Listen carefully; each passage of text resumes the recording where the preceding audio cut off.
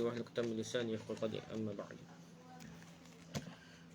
Kita baca kitab Sahih Fiqh Sunnah karangan Abu Malik Kamal bin As-Sayyid As-Salim. Sahih Fiqh Sunnah karangan Abu Malik Kamal bin As-Sayyid As-Salim.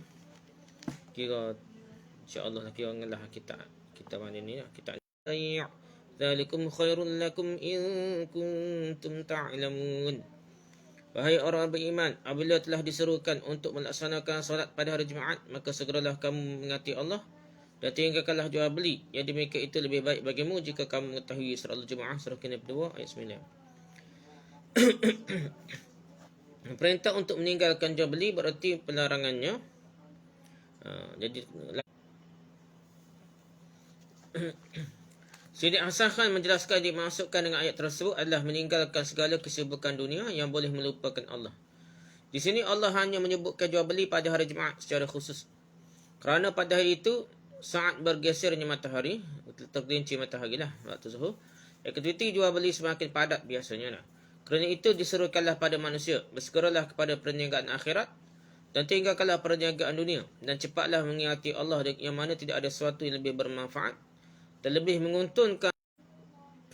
Dalam tafsir Kasyaf Zaman Khasyari ni dia kata sepakat tidak batal akad jual itu tak batal dah.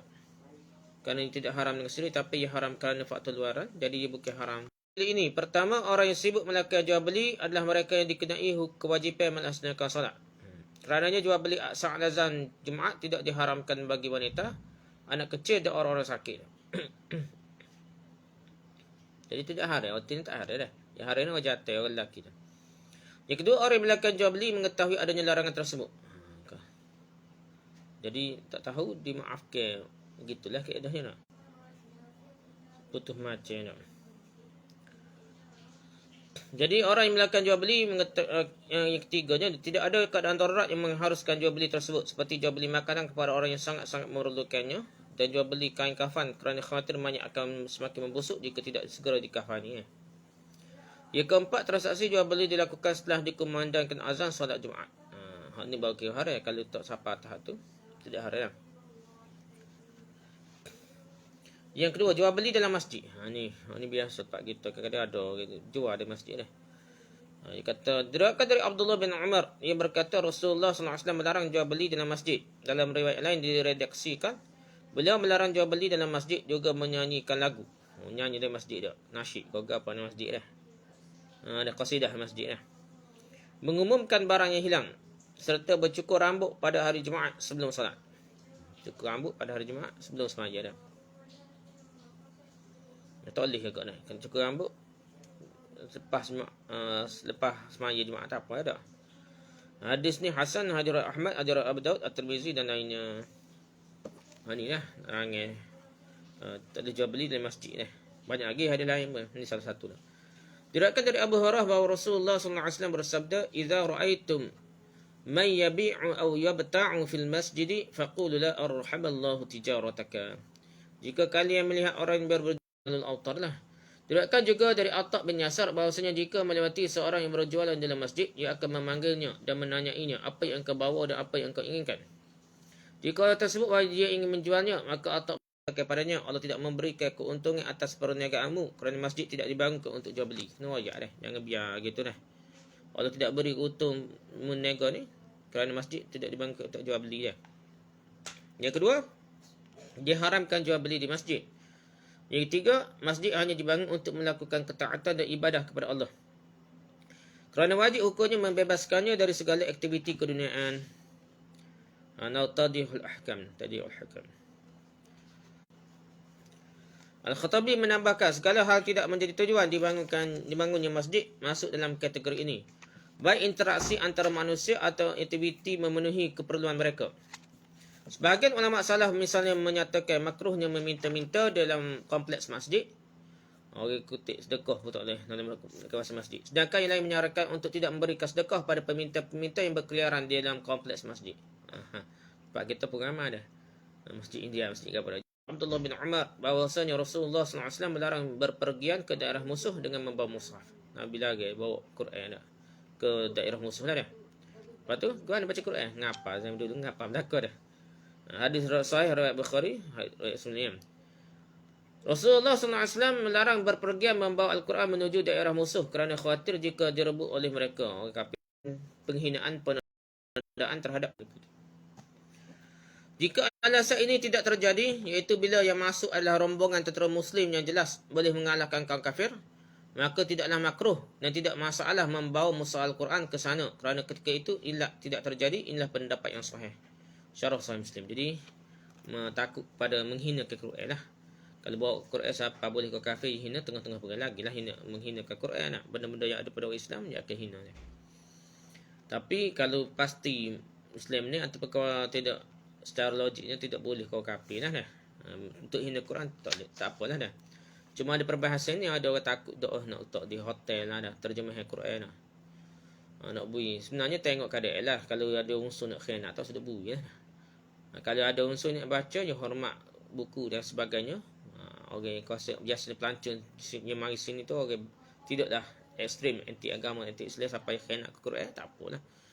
Ramai masuk Islam ni orang kafir masuk Islam kerana baca Quran. Di Jepun ni ada kaedah yang dakwah di Jepun ni. Ana panggil nama Zulkifli ke ada brother tu ni. Dia kerja Jepun dan dia buat dakwah di sana. Kaedah dia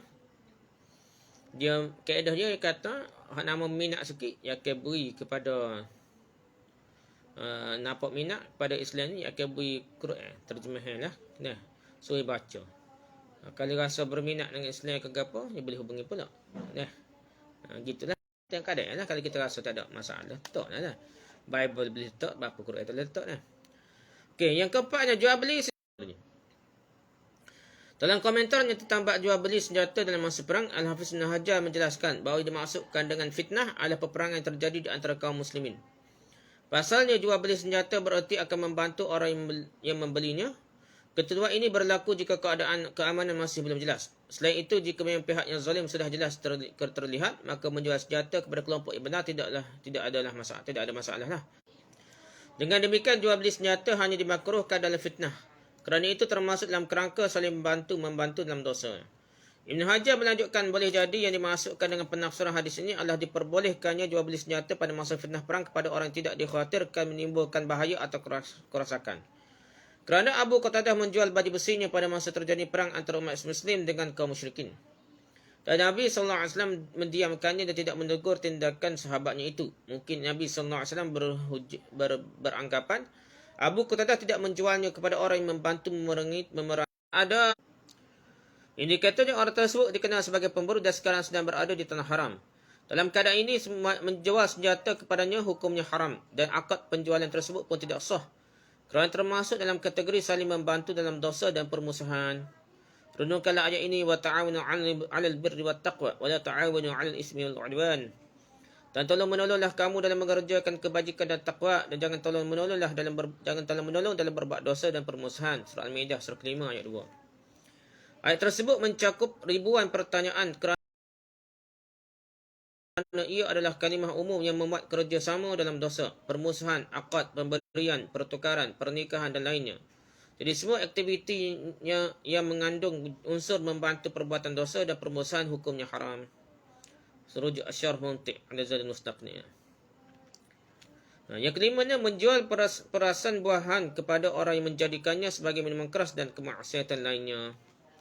Diriwayatkan dari Buraidah Al-Aslami, ia berkata Rasulullah SAW bersabda, "Man habasal 'inaba ayyamal qitaf hatta yabi'ahu min yahudiyyin aw nasraniyyin aw mimman yattakhidhuhu khamran faqad taqahhama an-nar 'ala basirah." Barang siapa yang menimbun anggur pada masa menuai untuk menjualnya kepada orang Yahudi, Nasrani atau orang yang menjadikannya sebagai minuman keras, arak, maka ia telah masuk ke dalam api neraka dengan kesedaran. Hajar At-Tabrani dalam Awsat, dalam kitab Bulughul Maram, Ibnu Hajar mengatakan bahawa sanadnya hasan. Jadi anggur ni boleh makan, molek lah, tak ada masalah dah. Jus anggur pun boleh lagi. Tapi kalau dia ada kemungkinan jual dia Yahudi Nasrani dia kafir, logik dia buat agak dah. Begitu juga orang yang kafir mana-mana pun, ataupun orang yang kemungkinan dia bukan kafir, orang fasik yang biasa keras. Kerana penjualnya diancam dengan neraka, hukumnya haram bila disengajakan. Adapun jika tidak disengajakan, maka menurut Al-Hadawiyah hukumnya boleh yang mengandungi makruh. Hukum ini berlaku jika ada keraguan apakah nanti perasan anggur tersebut Hukum yang sama makruh berlaku pada semua jenis barang yang rentan digunakan sebagai penunjang atau sarana pembantu tindak kemaksiatan. Benda yang boleh membawa kepada kemaksiatan, kita tak boleh jual lah. Sedangkan barang-barang yang sudah boleh dipastikan untuk kemaksiatan seperti seruling, alat tabuh dan lainnya, maka hukumnya haram dan tidak diperbolehkan menjual belinya menurut kesepakatan ulama. Jual beli alat muzik lah. Selain itu, menjual senjata dan kuda kepada orang kafir dan pemberontak juga haram hukumnya jika dipastikan bahawa mereka akan menggunakannya untuk membantu memerangi kaum muslimin. Rujuk Subulus Salam. Musa bin Ahmad Al-Hijawi Al-Maqdisi, penulis kitab Zad Al-Mustaqni, mengatakan jual beli sari buah kepada orang yang menjadikannya sebagai arak hukumnya tidak sah. Nah, dalam penjelasannya mengenai hal ini, Syekh Utsaimin mengatakan tidak sah hukumnya menjual sari buah kepada orang yang akan menjadikannya sebagai arak, dan sari buah yang dilarang diperjualbelikan demikian adalah sari buah yang jika ada seorang yang bertanya apakah indikasi petunjuk jika orang ini membeli sari buah yang untuk jadikan arak atau untuk diminum sebagai minuman segar saja, jawab, jika perasaan anda dengan kuat mengatakan bahawa jika perasaan anda dengan kuat mengatakan bahawa orang ini termasuk orang yang menjadi alasan untuk tidak menjual sari buah kepada orang tersebut, sebab ini termasuk kategori membantu perbuatan dosa dan permusuhan, padahal Allah sudah melarang hal tersebut. Namun jika tidak, maka akad tidak demikian, maka akad penjualannya sah dan tidak ada larangan untuk jual belinya. Kemudian tidak diperbolehkan juga melakukan jual beli gelas dengan orang yang akan menggunakannya sebagai tempat minum arak. Jika anda tahu bahawa pemilik warung tersebut biasa didatangi